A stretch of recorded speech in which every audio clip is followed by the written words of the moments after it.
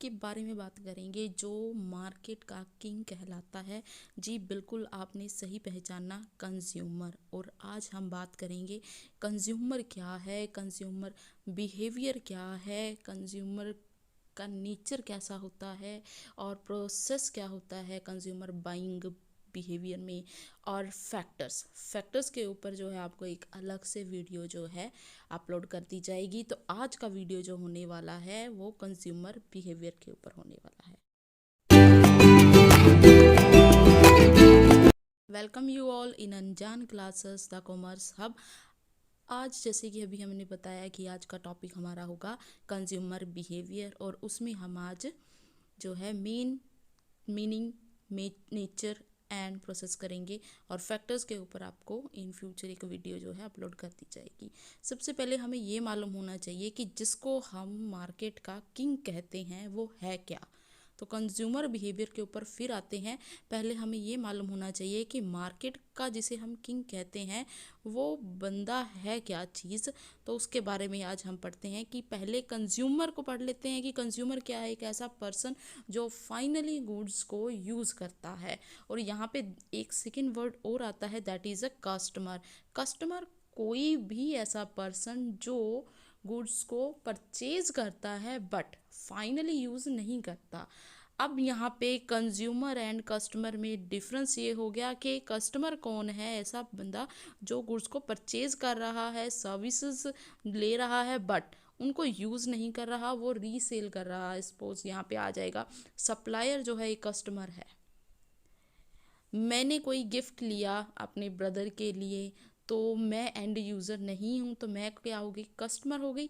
तो यहाँ पे क्या है, कस्टमर का मतलब यही हुआ कि ऐसा बंदा जो किसी चीज़ को परचेज तो करता है बट उसे फाइनली यूज़ नहीं करता। बट कंज्यूमर कौन होता है, जो एंड यूज़र होता है और गुड्स को और सर्विसेज को कंज्यूम करता है, जो यूज़ करता है, उसे कहते हैं कंज्यूमर। तो ये तो था कंज्यूमर एंड कस्टमर में जो मेन डिफरेंस यही होता है। और नेक्स्ट हमारा जो आज का मेन है that is consumer behaviour. Consumer behaviour क्या होता है, ऐसे एक्शंस या ऐसे डिसीजंस जो एक कंज्यूमर अब कोई भी चीज़ परचेज करते हुए, कोई भी सर्विसेज गेन करते हुए अपने एक्शंस और डिसीजंस लेता है, उस पूरे प्रोसेस को क्या कहते हैं, कंज्यूमर बिहेवियर।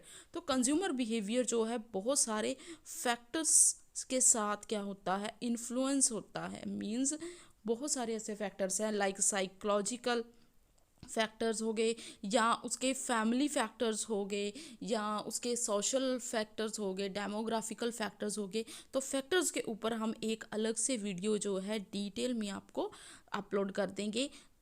आगे बढ़ने से पहले आप सबसे रिक्वेस्ट है, जो चैनल पे फर्स्ट टाइम है वो चैनल को सब्सक्राइब कर लें और लास्ट में वीडियो को लाइक शेयर ज़रूर करें।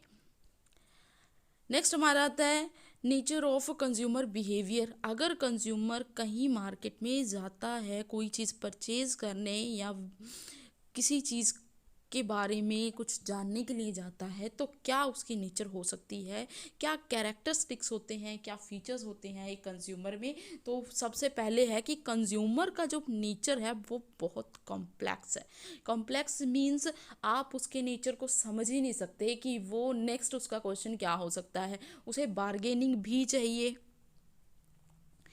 उसे रीजनेबल प्राइसेस के ऊपर क्वालिटी भी अच्छी चाहिए। तो आप जब भी हम एज अ कंज्यूमर जब मार्केट में जाते हैं तो हम ये सब चीज़ें जो है कंसीडर करते हैं कि हाँ जी, हमें अच्छी क्वालिटी का, अच्छी क्वांटिटी में, अच्छे प्राइस के ऊपर जो है एक अच्छा प्रोडक्ट जो है मिल जाए। तो ये जो कंज्यूमर का नेचर है काफ़ी कॉम्प्लेक्स है। Nobody can understand the nature of a consumer. So उसको अंडरस्टैंड करने के लिए कंज्यूमर के अकॉर्डिंग ही जो सेलर है उसे चलना होता है। नेक्स्ट है डायनामिक। अब कंज्यूमर का जो बिहेवियर है वो स्टैटिक नहीं है।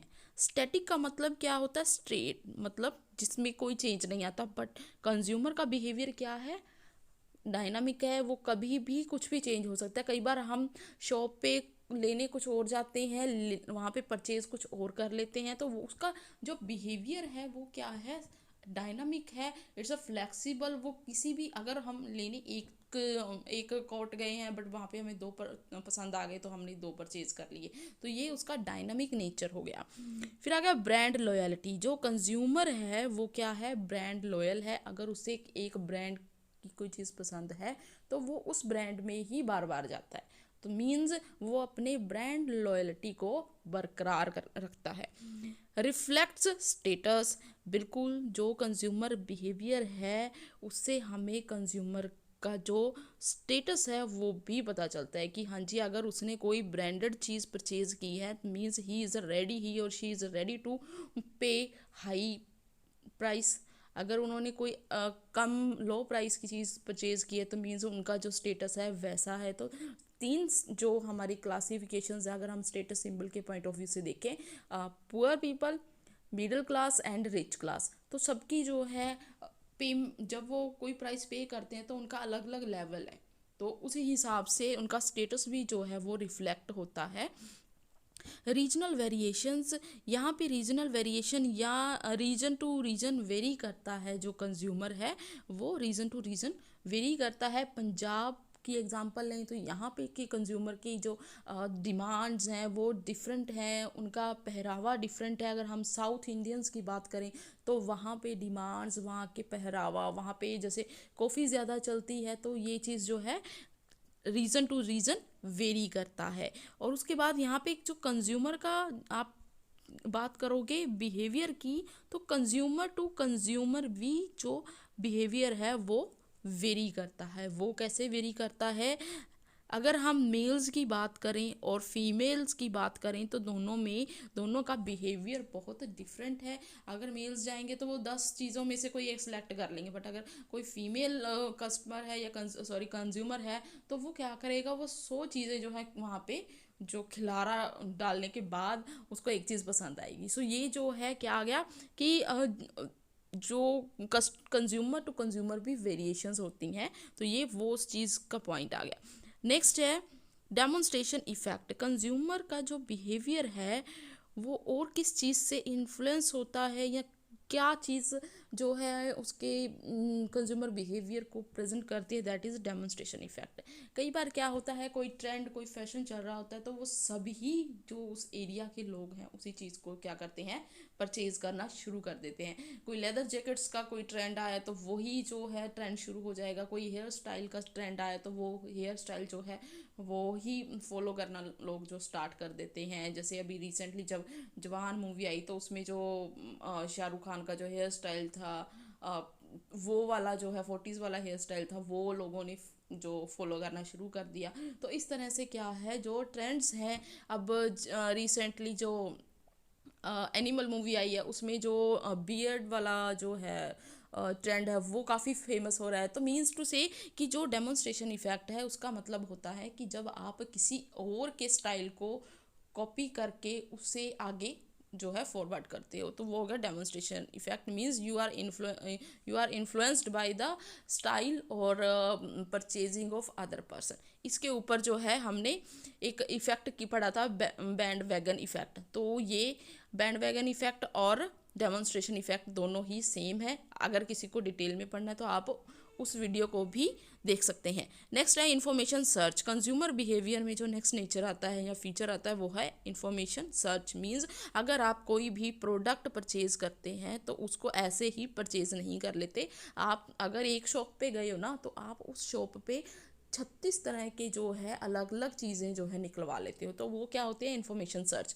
इन्फॉर्मेशन में आप उसकी क्वालिटी के बारे में सर्च करते हो, उसकी क्वांटिटी के बारे में सर्च करते हो, उसके प्राइस के बारे में सर्च करते हो। तो ये चीज़ें क्या है, इन्फॉर्मेशन सर्च में आ जाती हैं। ये था हमारा nature of consumer behaviour. I hope आप सबको यहाँ तक जो है क्लियर हो गया होगा। अगर कहीं पे कोई डाउट रहता है तो आप कमेंट बॉक्स में भी कमेंट कर सकते हैं। नेक्स्ट जो है प्रोसेस ऑफ कंज्यूमर बिहेवियर। अब प्रोसेस जो है कंज्यूमर बिहेवियर का जो अब हम यहाँ पे पढ़ेंगे ये क्या है, हमारा ऑफलाइन अगर हम कहीं पे परचेज करते हैं तो उसके अकॉर्डिंग ये कंज्यूमर बिहेवियर यहाँ पे आपको उसका प्रोसेस मिलेगा। ऑनलाइन जो परचेजिंग है उसके बारे में भी हम डिस्कस करेंगे। पहले हम ये पढ़ लेते हैं कि ये क्या है। सबसे पहले जो स्टेप आता है आपका कंज्यूमर बाइंग बिहेवियर में तो वो आता है identification of problem. Identification of problem में आप और क्या लिख सकते हो, रिकॉग्निशन ऑफ प्रॉब्लम मीन्स अब आपको प्रॉब्लम का पता चला कि ये जो दिक्कत है, ये दिक्कत आ रही है। दिक्कत का मतलब कुछ भी हो सकता है, आपकी नीड को भी दिक्कत कहा जा सकता है, नीड। यहाँ पे रिकॉग्निशन ऑफ प्रॉब्लम भी लिख सकते हैं, रिकॉग्निशन ऑफ नीड भी लिख सकते हैं, और आइडेंटिफिकेशन ऑफ नीड भी लिख सकते हैं आप, आइडेंटिफिकेशन ऑफ प्रॉब्लम भी लिख सकते हैं। सब कोई भी चीज़ अगर आपने परचेज करनी है तो उससे पहले उस चीज़ की नीड अराइज होती है, उसकी नेसेसिटी अराइज होती है कि ये चीज़ मुझे इस पर्पज़ के लिए चाहिए। जैसे विंटर सीजन में हमें स्वेटर्स चाहिए, पुलोवर्स चाहिए, तो वो क्या है, नीड आपको रिकॉग्नाइज हुई कि विंटर सीजन आ गया है जी, अब हमें जो है स्वेटर्स और वुलन वियर जो है वो परचेज कर लेने चाहिए। तो वो वहाँ पे क्या हो गया, नीड रिकॉग्निशन जो है अराइज होगी। अब आपको यहाँ पे ये पता चल गया है कि आपको ये चीज़ चाहिए। सेकेंड स्टेप आपका आता है प्रोसेस में, इंफॉर्मेशन सर्च। अब आप क्या करोगे, उसके रिगार्डिंग मार्केट में, अगर आप ऑफलाइन परचेज कर रहे हो तो मार्केट में क्या करोगे, सर्च करोगे। सर्च का मतलब आप शॉप टू शॉप भी जा सकते हो, फिर आप किसी जो आपका कोई फ्रेंड है या फैमिली में कोई सिबलिंग्स हैं, उनसे भी कंसल्ट कर सकते हो कि हाँ जी आपने ये जो स्वेटर लिया था ये आपने कहाँ से लिया था, आप वहाँ से भी इंफॉर्मेशन जो है सर्च कर सकते हो। तो इसमें पूरा आप उस प्रोडक्ट के रिगार्डिंग कोई भी आपने परचेज करना है उसकी इन्फॉर्मेशन आप सर्च करोगे, उसके प्राइस के रिगार्डिंग, क्वालिटी के रिगार्डिंग, क्वांटिटी के रिगार्डिंग। नेक्स्ट स्टेप आता है ऑल्टरनेटिव्स या इवेल्युएशन ऑफ ऑल्टरनेटिव्स। इसमें क्या होगा कि आप मार्केट में गए हो, वहाँ पे आपके पास बहुत सारे ऑल्टरनेटिव्स जो हैं अवेलेबल होंगे। ऑल्टरनेटिव्स का मतलब हो गया चॉइसेस। अब यूं तो है नहीं भी आप मार्केट में गए और आपको एक चॉइस मिला, एक प्रोडक्ट मिला, आपने वो ही ले लिया, नो। हम ज़्यादातर क्या करते हैं, अगर हम एक शॉप पे जाते हैं तो वहाँ पे हम नंबर ऑफ प्रोडक्ट्स जो हैं वहाँ पे देखते हैं कि हाँ जी दिखाओ जी, अगर स्वेटर है तो इसमें और कलर दिखाओ जी, अगर ये इतने का, ये 700 है का है तो आप 800 में भी दिखा दो, 900 में भी दिखा दो, चाहे आपने 500 वाली लेनी हो। बट हम क्या करते हैं, जो उसे अब प्राइसेस वाली होती है, क्वालिटी वाली होती है, कलर्स वाली होती है, वो भी जो है हम देखते हैं। तो वो हो गया आपके पास ऑल्टरनेटिव्स। अब आपने इन तीनों ऑल्टरनेटिव्स को कंपेयर किया, इसी ही प्रोसेस में आएगा कि comparison between the different alternatives. इनमें आपने प्राइस का कंपैरिजन किया, क्वालिटी का कंपैरिजन किया, क्वांटिटी का कंपैरिजन किया, तो उसके बाद आपको लगा कि जो ये बी वाला है, जो बी वाला ऑप्शन है, that is a good one. तो ये आपने यहाँ पे क्या कर लिया, चूज़ कर लिया। तो यहाँ पे इवैल्यूएशन करने के बाद आपने अपनी चॉइस जो थी वो सिलेक्ट कर ली, और नेक्स्ट स्टेशन जो आपका स्टेप आ जाएगा वो आ जाएगा आपका बाइंग डिसीज़न। अब जब आपको चीज़ पसंद आ गई है, अब आपको उसका प्राइस पसंद आ गया, तो नेक्स्ट डिसीज़न होगा आपका परचेज डिसीज़न या बाइंग डिसीज़न।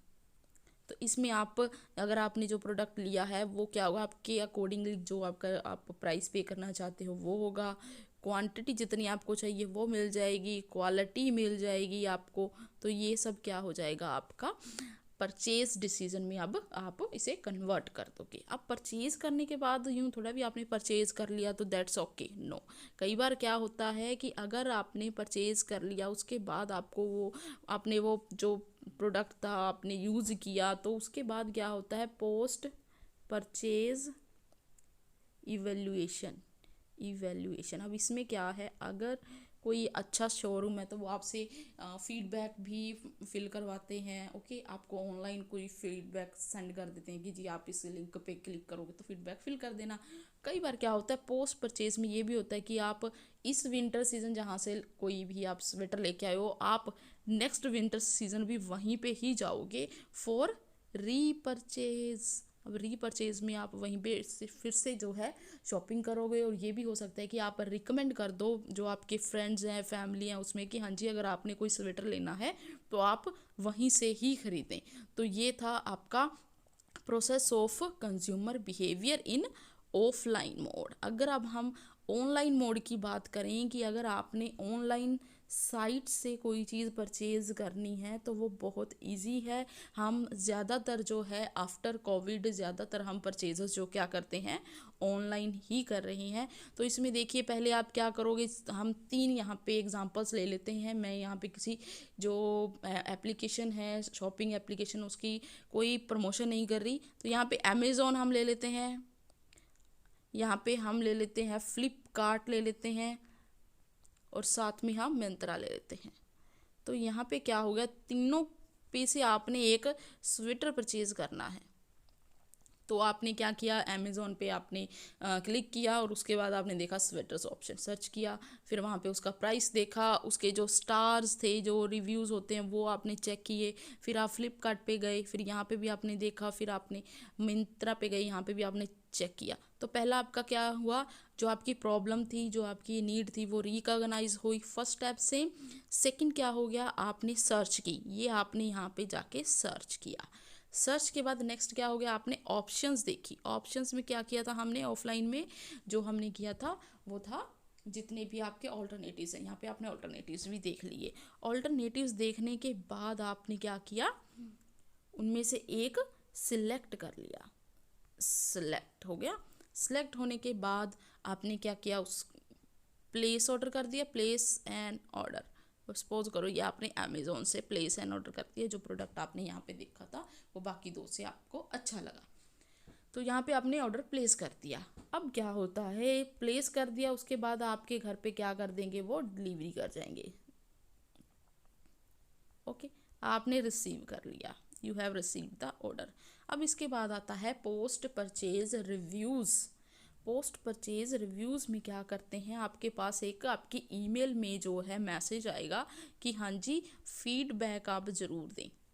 तो जब आप उसके फीडबैक दोगे तो उसमें आपको पूछा जाएगा कि प्रोडक्ट कैसा लगा, आप प्रोडक्ट की क्वालिटी कैसी थी, प्राइस क्या था, तो आप वहाँ पे फीडबैक में फिल कर दोगे जैसा भी आपका एक्सपीरियंस होएगा। यहाँ पे आप एक पॉइंट ऐड कर सकते हो, पोस्ट परचेज एक्सपीरियंस, तो यहाँ पे आप ऐड कर सकते हो। तो ये था आपका ऑनलाइन साइट के थ्रू जब आप परचेज करते हो। सो आज के वीडियो में इतना ही, और नेक्स्ट वीडियो के लिए आप चैनल को ज़रूर विज़िट करें, और जिन्होंने इस चैनल को सब्सक्राइब नहीं किया है वो चैनल को सब्सक्राइब भी कर लें, क्योंकि नेक्स्ट टॉपिक जो है वो फैक्टर्स के ऊपर होने वाला है और वो काफ़ी इंटरेस्टिंग है और इम्पोर्टेंट भी है। अगर आप किसी भी क्लास में हो, चाहे आप BBA में हो, चाहे आप BCom में मार्केटिंग पढ़ रहे हो, या फिर आप +1 +2 में कहीं पर अगर आप मार्केटिंग पढ़ रहे हो, तो उसके पॉइंट ऑफ व्यू से ये जो है काफ़ी इम्पोर्टेंट टॉपिक है। सो आज के वीडियो में इतना ही। थैंक्स फॉर वॉचिंग, और फ्यूचर वीडियोस के लिए बने रहिए अनजान क्लासेस द कॉमर्स हब के साथ।